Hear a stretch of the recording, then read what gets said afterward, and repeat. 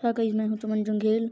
आपके लिए लाया हूँ उच्च प्राथमिक प्रमाण पत्र परीक्षा 2025-26 का सिंपल प्रश्न पत्र, कक्षा 8वीं, विषय गणित। तो देखो, कक्षा 8वीं, विषय गणित। इसका पहला प्रश्न क्या है? यदि ब्याज की गणना अर्धवार्षिक हो तो समय होता है। तो यदि ब्याज की गणना अर्धवार्षिक होते हैं तो समय होता है दुगुना। अगला प्रश्न है, ये समांतर चतुर्भुज का एक कोण यदि 50 अंश का हो तो सम्मुख कोण का मान होगा। तो सम्मुख कोण का मान होगा दोस्तों 50 अंश। अगला प्रश्न है, आंकड़ों का 6, 4, 5, 6, 7, 7, 6, 5, 6, 7 का बहुलक होगा। तो यहाँ पर कौन सबसे ज़्यादा बार आया है उसे देखना है दोस्तों। तो यहाँ पर आया है 6 सबसे ज़्यादा बार, तो इसका आंसर होगा 6, राइट। अगला प्रश्न है, बट्टा अथवा छूट अंकित मूल्य बराबर होगा। तो यहाँ पर होगा दोस्तों, यहाँ पर सूत्र होगा। तो यहाँ पर आएगा अंकित मूल्य और विक्रय मूल्य। जब दो सरल रेखाओं का एक तिर्यक रेखा काटती हैं तो तिर्यक रेखाओं का सरल रेखाओं के बीच कटा हुआ भाग को कहते हैं। तो उसके बीच कटा हुआ भाग को कहते हैं दोस्तों अंतःखंड। -5 के घात 2 का मान होगा तो इसको वर्ग निकालना, माइनस माइनस प्लस होगा। तो इसका आंसर होगा 105, मतलब 25। ए गुणित बी बराबर बी गुना ए का नियम है।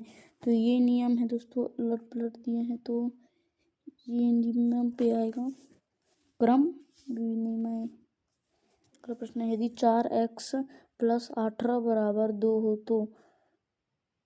हो तो का मान ज्ञात कीजिए। तो यहाँ पर थोड़ा क्वेश्चन में गड़बड़ी होगा दोस्तों, आप लोग देख लेना और इसे कमेंट सेक्शन में कमेंट करके बताना। अगला प्रश्न है, आंकड़ों को घटते हुए बढ़ते क्रम में व्यवस्थित करना उनको कहते हैं। तो उसे कहते हैं दोस्तों 9वां का मध्यिका बोलते हैं। अगला प्रश्न है, लघु वृत्तखंड का कोण होता है। तो लघु वृत्त का खंड कोण होता है दोस्तों 14, ठीक।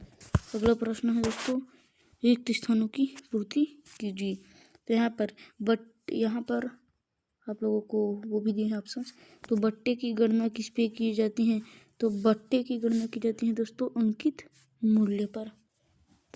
अगला प्रश्न है, समांतर चतुर्भुज के विकर्ण समांतर चतुर्भुज के 2 खालिस्तान भागों में बांटे जाते हैं। तो इसका आएगा दोस्तों आंसर तीसरा, त्रिभुज। अगला प्रश्न है, चतुष्फलक में शीर्ष की संख्या होती है।